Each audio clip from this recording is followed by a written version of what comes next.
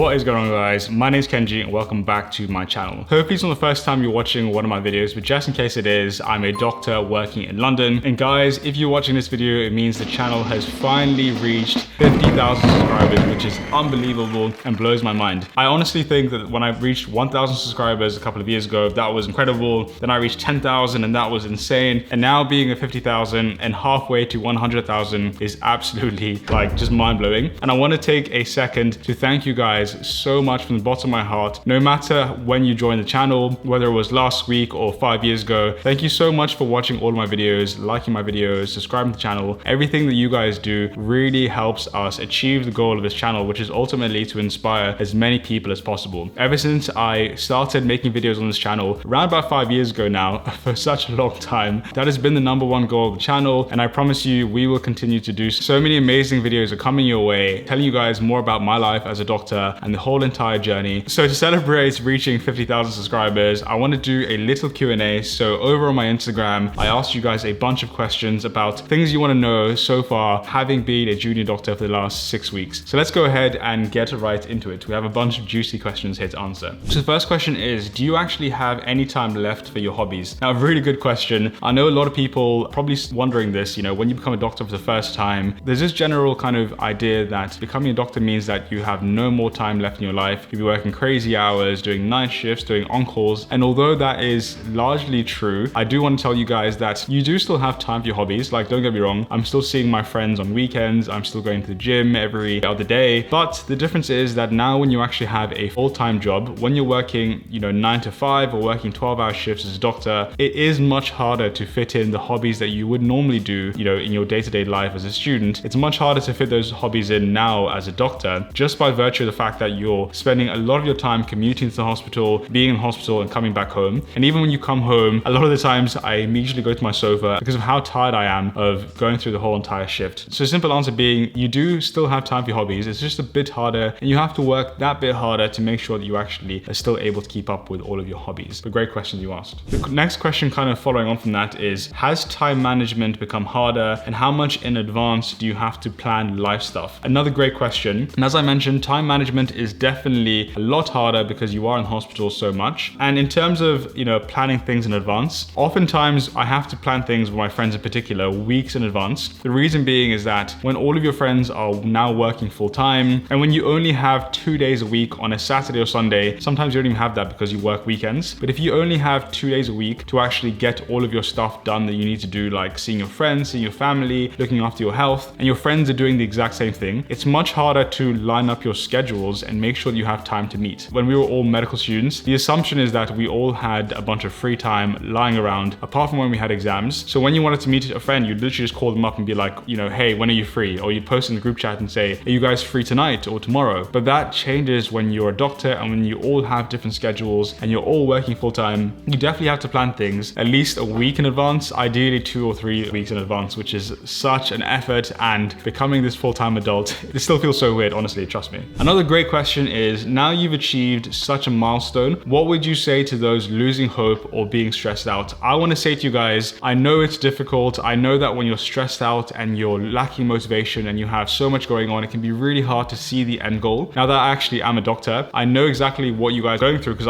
I felt that every single day as a medical student. And I can honestly tell you guys that once you get to the end, it is sweet. It is honestly so worth it. Now that I live in this new apartment and I have a 1-bedroom to myself and I can actually afford to pay for my bills, even though as a student I couldn't. And like now I have this job which I love as a doctor. All of those times when I'm in the library and I was stressing and I had exams coming up, all of those times are so worth it. And I don't regret any second or any day that I spent in medical school stressing. I honestly can't even remember those days unless I really think hard. You honestly just forget it. When you start work as a doctor and you move on to the next part of your life, you won't really remember those times. So if you're suffering right now, I promise you, just suffer a bit more, get through these exams, and I promise you one day it will all be worth it and you won't even remember it. Like when I was studying for my UCAT, which was the entrance exam to get into medical school, I remember that being one of the hardest periods of my life, but I can't feel that pain anymore. Now that I'm a doctor and I've moved on, I can't really feel that pain anymore unless I sit down and really remind myself. And I know that sounds like that may not be helpful if you're going through that pain right now, but I promise you it will be worth it. Work hard, carry on, and when you get to the other side of that hard work, I promise you,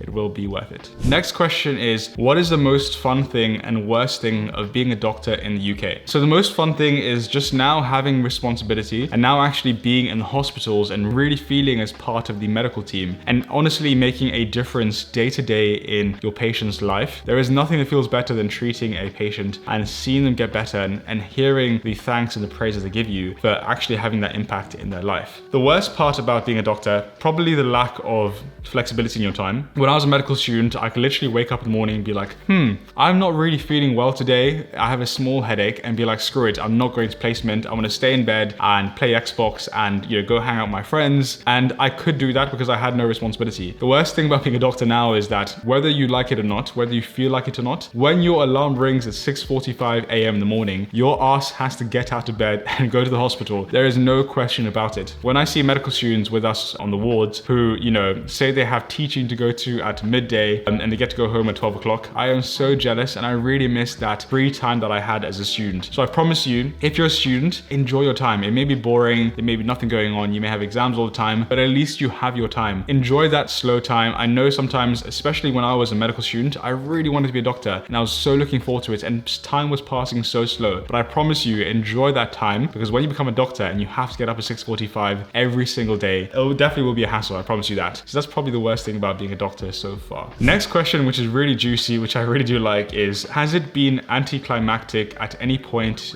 being a doctor so far? And yes, there definitely has been. When I became a doctor the first shock that I had was just how much admin we had to do. I thought that when I start being a doctor, I'll be on the chest every day doing CPR, saving patients every single day, being in the A&E and seeing all these like crazy things going on and really saving lives on a day-to-day basis. And then I realized that a lot of being a doctor, or a lot about being a first-year doctor, is spent doing loads of admin stuff, and that definitely was anticlimactic. On a day-to-day basis, of course, I do see patients, particularly when I'm in the pediatric A&E, but a lot of my time is also spent in an office doing admin, doing discharge letters, which take ages and is so slow, doing prescriptions for patients to go home with, calling up the x-ray department and being like, hey, we requested an x-ray, where is my x-ray? And that definitely didn't feel like what I was expecting. That definitely didn't make me feel like a doctor per se, and that definitely was a little bit anticlimactic. So there definitely are moments in your day where you think, you know what, this doesn't really feel that fun. But this is definitely,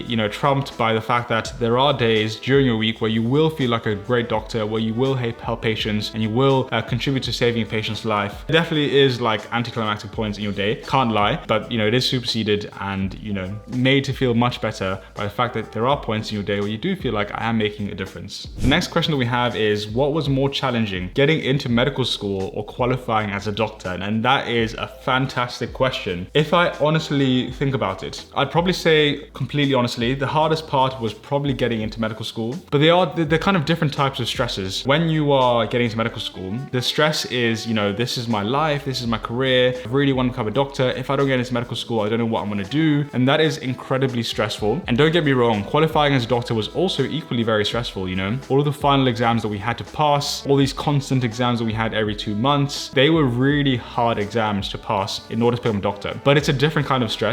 Those final exams, even if you scored 51%, it doesn't really matter in the grand scheme of things. You will still become a doctor. Even if you fail one exam, okay, I'll just retake that exam. And if I pass it and I literally pass by 1%, it doesn't matter. I still become a doctor. As long as I pass these exams, you know that you have a guaranteed salary, you have a guaranteed job pretty much for the rest of your life. So it's a different kind of stress. Although the exams were much harder graduating as a doctor than they were, entering medical school, it was a different kind of stress. And if I had to choose between the stress of, going through the entire medical school application again or going through the final exams to become a doctor, I probably would, choose the final exams to become a doctor, because when you're in your last year of medical school, you've had 4.5 years of experience. You know what the exams are like. You know what is expected of you. You know what you need to do in order to actually pass the exams and to become a doctor. So by that time, you kind of, know what to do basically. And you know that if I do X, Y, Z, I will pass my exams and I'll graduate. And as long as I do that, my life is sorted. But the exams before getting to medical school was, it was a stressful period of my life. I definitely would not want to go through that whole entire application period all over again. So great question. It kind of depends, but that's my personal answer. The next question, again, such an amazing question. You guys are honestly amazing for answering these questions. The next question is, if you were to go back in time and choose a different career for yourself, would you change it or will you stick to medicine? I love your videos. Thank you so much. Now, this is a really tough question, and it's definitely a question I ask myself on a daily basis. I think you should constantly be questioning yourself every single day if what you're doing is definitely what you you want to continue doing for the rest of your life? That's a healthy question to ask yourself. And I recently posted a video on my YouTube channel, which is basically saying why I may actually quit medicine and giving you guys the reasons as to why, if I had to choose, why I might quit medicine. I'm not quitting medicine, but that's definitely a video where I talk about these problems that I have to deal with in my head on a daily basis to do with becoming a doctor. But if I was to go back in time, the honest answer is that no, I wouldn't change my career path. I would still choose medicine. I still believe that there is no job in the world that I'd rather do. I still believe that being a doctor is a fun, rewarding, and great career to go into. But the one thing that I probably would change is my expectation of becoming a doctor. I think when you go into, medical school, or at least, personally speaking for myself, you go in thinking I'm going to earn loads of money. You go in thinking I'm going to be happy every single day.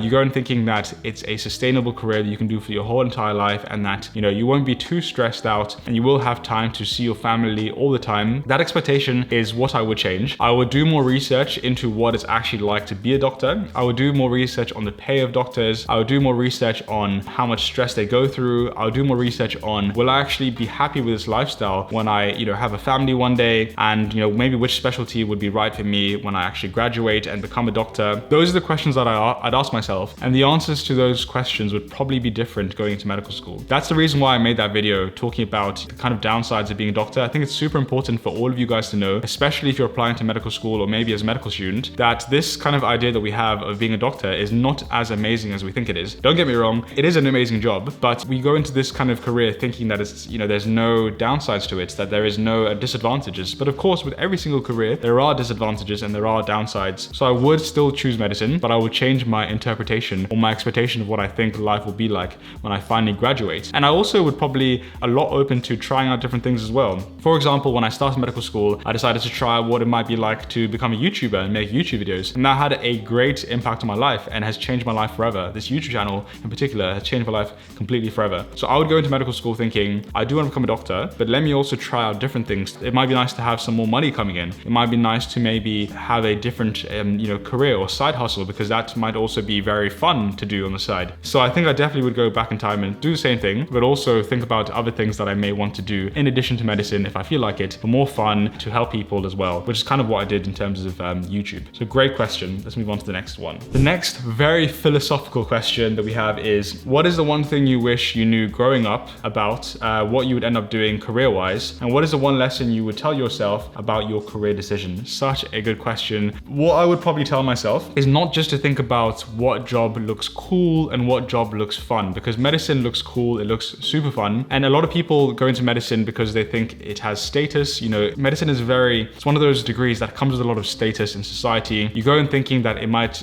be very lucrative, and you might make loads of money. You may think it might give you loads of time and loads of freedom. And that is, obviously important to think about. But what I would also consider is, would I actually like the lifestyle of a doctor? Do I actually think that I'll be able to put up with all of the stress that comes with being a doctor? Will I be able to work 12, 13-hour shifts 10 days in a row? Will I be able to maybe spend less time with my family and be okay with it? I would not just think about the job and maybe watch Scrubs and watch all these, TV programs that make medicine look so cool. It is a cool job, don't get me wrong, but what I would also think about is, do I suit the lifestyle of a doctor? Am I happy with the lifestyle that comes with many specialties? I would go to doctors and I would definitely spend my work experience seeing medicine and seeing how doctors work, but I would also sit down with a doctor who's maybe, 10 years into their career, maybe who has a lot of experience in medicine, and say, look, are you happy with your life? What is your day-to-day life like? How much time do you spend with your kids? How much stress do you go through on a typical day? I would think deeply about the answers. I think about that right now, all the time with medicine, and thankfully I think it's all worth it. I'm happy with the answers I get in terms of, medicine being a stressful degree, having other people's lives in your hands on a day-to-day basis, maybe also being okay with working 10 days straight for 12-hour shifts, working night shifts. These are things that we don't think about when we're 16 years old. And how are you supposed to think about that? You're 16 years old. When you're applying to medical school and you're thinking about medical school at the age of 16, these are not necessarily priorities that you have, and these are not things that you would think about. And I certainly didn't think about as a 16-year-old. So if I could go back in time, the lesson that I would tell myself is, go into medicine, definitely, but definitely think about these questions and ask them what they think about these concepts, and make sure that medicine is the right decision for me. That's what I would ask myself. All right, the next really great question is, rank the following experiences: reading your med school acceptance letter, the first week of medical school, graduating from med school, first week as a doctor, 800,000 views, and my first patient paycheck feeling. All right, the probably best feeling on this list would be reading my med school acceptance letter. There is no other feeling in the world that I've ever had that kind of compares to that. I was so excited, I was so happy. You know, after working to get into medical school for such a long time and finally receiving the offer was amazing. I can't beat that, honestly. Then I would say the last I would say is probably 800,000 views. The fact that I got loads of views on, you know, one video, that didn't really make a difference in my life. Like, it was great to know that I helped so many people, but it didn't change my life. It didn't make me, you know, more arrogant or proud of myself. It was a nice feeling, don't get me wrong, that I reached that many people and I helped that many people, but it wasn't really like a big change in my life. So that will definitely go at the bottom of my list. I would probably say graduating from med school was probably the second best feeling there. Maybe even like joint first, but probably second, I'd say. Graduating from medical school, if you guys haven't checked out my video on graduation, go check it out over there. That was one of the happiest days of my life. Seeing the look on my family's face, particularly my mum, who was supporting me throughout the entire time, seeing the look on their face and making them proud, and finally getting to that pinnacle point of graduating after such a long time. Literally, when I was 16 years old, that's when I first started dreaming about medicine, to then being 26 years old and finally being in medicine. That period of time was amazing. Graduation day was hands down one of the most amazing days of my life. Next up, I would probably say was the first week of medical school. Again, I think that first feeling of, wow, I'm a medical student finally. You know, going to my dissection classes and dissecting, you know, dead human bodies, that was amazing. Meeting loads of different medical students, living in London and going to medical school in London. That period of my life was, again, amazing. That was probably the third best feeling in this list. I'd probably then say that my first week as a doctor came after that. You know, signing prescriptions for the first time, speaking to patients and introducing myself as a doctor. That was amazing. And that probably comes next. And then before 800,000 views, I'd probably say first paycheck. I think finally being in hospital for 1 month and getting that reward of money, which I've never had before, being able to pay off my credit cards and treat myself, first paycheck was definitely amazing. And that's what I would put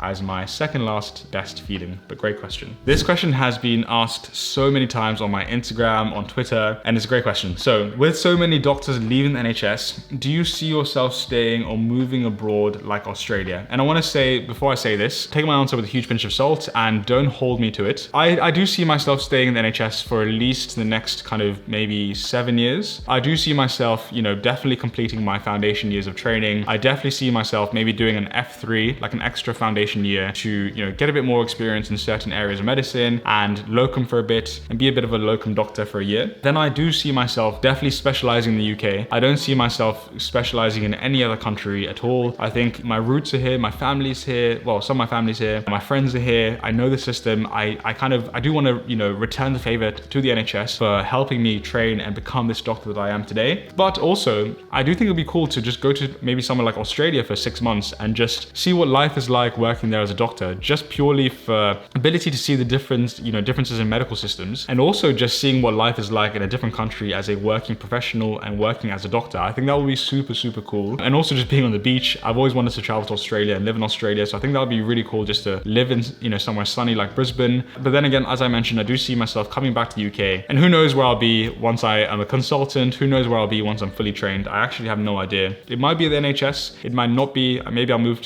back to Kenya one day. Maybe I will love Australia so much that I'll want to go back to Australia. It's so hard to know where I see myself. So for now, I'm going to say it's going to be the NHS to at least for 7 years, but who knows after that. But really good question. Right, so next question is, what is the craziest thing that has happened to you so far as a doctor? It's quite a sad thing that was something I didn't expect. Not long ago, we had to diagnose cancer in a very young patient. So I won't say the age, but a very young patient. We saw them in the emergency department, in the A&E, and then were admitted to wards. We did a scan in their abdomen, in their chest, which you would normally do when you have a patient suspected to have cancer. And they had cancer all across their entire body, in their abdomen, in their lungs as well. And me and the consultant went to deliver this bad news to the family. And that was actually really difficult as a doctor. Seeing the family be so upset and being one of the doctors to be there to give that bad news, you know, seeing that family be so sad and know that this patient's life, they're super young, they're only a child, their life is completely changing and they may, you know, pass away in a few months. That was super, super hard to deal with. And it's definitely a skill that I'm definitely learning in terms of how to deal with these sad things as a doctor. So that was super, super difficult. And that's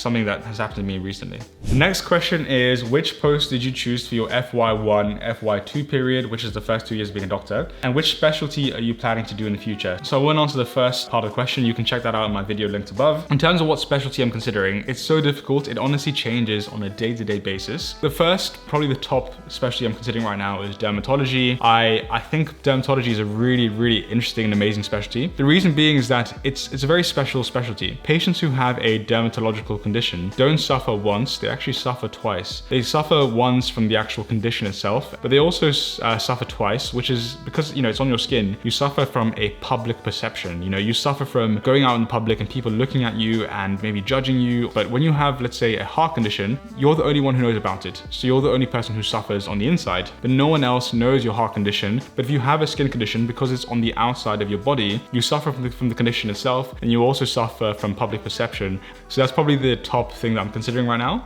Right now, I'm also in pediatrics as a doctor, and so far I'm loving pediatrics. I don't necessarily love the lifestyle of a pediatrician, the fact that you still may have to do night shifts as a consultant, but I am really enjoying pediatrics, if I'm honest with you. So pediatrics is definitely something that I'm considering as well. I'm also really considering general practice, so family medicine. They have a lifestyle that I think that I might suit, and I love the fact that you're a generalist and you're not, specializing in any particular area, but you know so much about loads of different areas. So that's what I'm considering so far. And the last question I'm going to answer for you guys today is, what is the pressure like being a doctor? How many patients do you see a day? Now, this definitely varies. Some days when I go into the wards, maybe there's not many sick patients, so we won't have that much pressure and we will have more time to see patients. But other days I might be on the ward and I might be called to the emergency department to go and help out because there's so many kids waiting in the emergency department that we have to see. When I'm in the emergency department, I probably see around one patient every 45 minutes to 1 hour. But on a normal shift of, let's say, 8 hours, I might go through 6 to 8 patients. But the pressure is high. You are taking a history from a patient, you are discussing that patient with your registrar or your consultant, you're prescribing medications. Sometimes because one patient is being treated, you might be taking a history from another patient. So you might be balancing 2 patients, sometimes 3 patients at the same time. And you have to remember what's going on with every single patient. And you have to know how you're treating every single patient. And you also have nurses coming up to you asking for advice to go see a patient urgently or to prescribe some medication, or maybe your patient is actually deteriorating, you have to go review them again. The pressure at being a doctor is definitely high at some points. I'd probably say that maybe 30% of your time is spent in a high pressured environment where you have to, be on your game. But maybe 70% of the time you do have enough time to do the work in an appropriate speed, in an appropriate manner. I'd probably say that the pressure doesn't necessarily come from how many patients you have. The pressure is almost always there as a doctor. I don't have a pen around me, but if you have a pen, that is a,